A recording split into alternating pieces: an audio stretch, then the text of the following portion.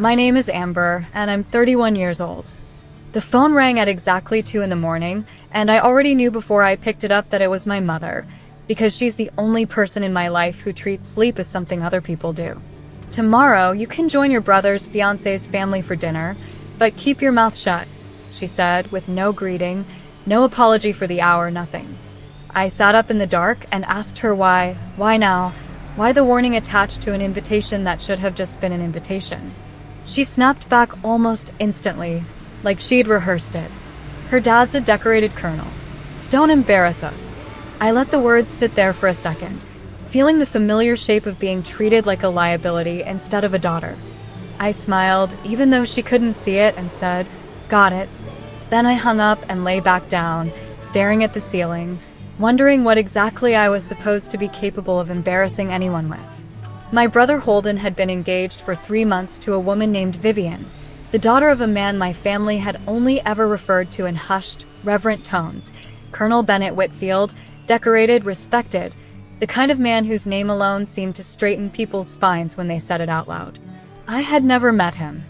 I had barely met Vivian, actually, having seen her exactly twice, both times for under 20 minutes, both times while my mother hovered nearby like a stage manager terrified I'd improvise a line that wasn't in the script. I wasn't offended by that part. I was used to it. In my family, I had long ago been cast as the unpredictable one, the embarrassment in waiting, simply because I didn't live the life they'd mapped out for me. No husband, no corner office, no Pinterest-worthy home to show off at holidays. Just me, my apartment, and a quiet job that nobody at family dinners ever bothered asking about, because nobody assumed there was anything interesting to ask. The dinner was held at a private event space downtown, the kind of venue with low gold lighting and a string quartet tucked into a corner like polite furniture. I arrived in a simple navy dress, hair pulled back, nothing flashy, because flashy was its own kind of embarrassment in my mother's rulebook. She met me at the door with a smile so practiced it barely moved her face, looped her arm through mine, and walked me toward the tables like she was delivering a package she didn't fully trust not to break. "Smile, say hello, don't bring up anything from before," she murmured under her breath, and I nodded, because I'd already decided the easiest way through the night was to disappear into the wallpaper and let Holden have his moment. Holden looked happy, genuinely happy, the kind of happy I hadn't seen on him in years. And for a moment, I let myself feel glad for him without complicating it with everything else swirling under the surface of that room. Vivian was warm, warmer than I expected, squeezing my hand and saying she'd heard so much about me, which I doubted, given how carefully my existence seemed to be edited out of every conversation that mattered. I made small talk with relatives I barely recognized, nodded along to stories about Holden's new promotion, and drank exactly 1 glass of wine because my mother's eyes kept finding mine across the room like a leash she was holding from a distance. Then the toasts began. Holden's future father-in-law stood, tall, broad-shouldered, his uniform jacket pressed so sharply it looked like it could cut glass, medals lined up across his chest in neat, deliberate rows that told a story most people in that room would never fully understand. The colonel raised his glass, began with the usual warmth. How proud he was of his daughter, how impressed he'd been by Holden's character, how families like ours coming together meant something. And the room leaned in, charmed, the way rooms always lean in for men like him. And then his eyes moved past Holden, past Vivian, past my mother's frozen, expectant smile, and landed directly on me. He stopped mid-sentence. Not a stumble, not a pause for effect. A full stop, the kind that makes a room shift in its chairs without knowing why.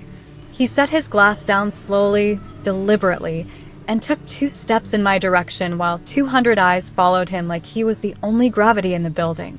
My mother's hand tightened around her napkin, so hard I heard the fabric crease.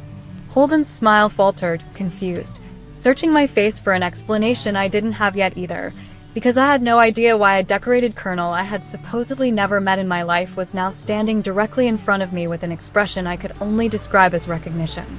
"Hello," he said, voice low but carrying, the kind of voice trained to fill rooms without raising itself. "I'm surprised to see you here." He tilted his head slightly, studying me the way you study something you're trying to place from a long time ago, something filed away under a name you weren't sure you'd ever need again.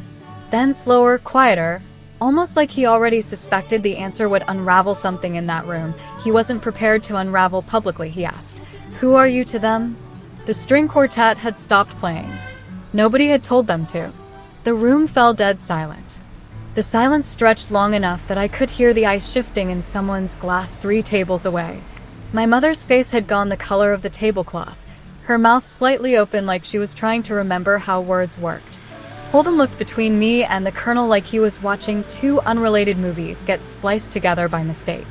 I set my own glass down carefully, because my hands were steadier than I expected them to be, and I looked Colonel Whitfield directly in the eye. "I'm Amber," I said. "Holden's sister." It wasn't the answer he was asking for, and we both knew it. He almost smiled, the corner of his mouth twitching like a man enjoying a private joke he wasn't ready to share yet.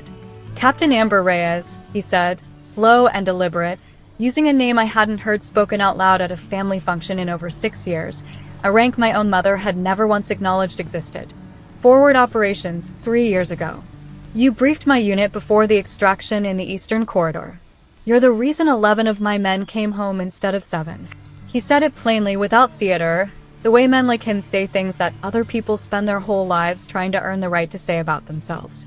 My mother's napkin slid off her lap onto the floor, and nobody moved to pick it up. I hadn't planned on this room ever knowing.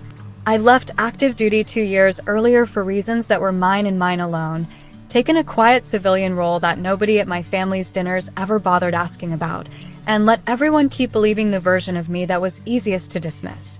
It wasn't that I was ashamed of what I'd done. It was that explaining it to people who'd already decided who I was felt like throwing a stone into a lake that had already frozen over. My mother liked her narratives clean. The disappointing daughter, the unpredictable one, the risk she had to manage at events like this one. It was simpler for her than the truth, which was that I had spent years doing work she couldn't fathom, surrounded by men whose lives depended on decisions I made under conditions she would never have to imagine. "You told me to keep my mouth shut tonight," I said, turning to her, and my voice came out calmer than I felt. Calm in the way you learn to be calm when panic stops being useful to you. So I did.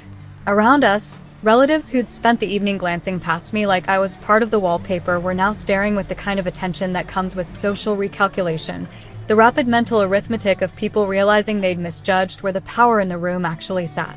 Vivian's hand had gone to her chest, and she was looking at her father with something between confusion and dawning understanding.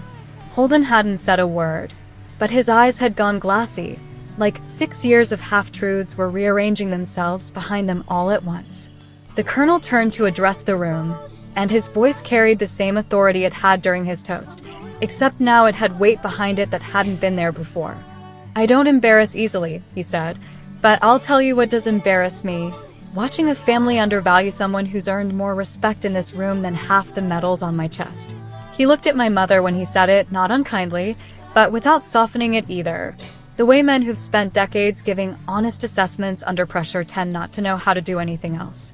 My mother opened her mouth to respond, found nothing there, and closed it again.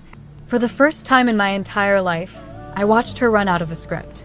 Holden found me afterward, near the quiet end of the room, away from the murmuring and the recalibrated stares.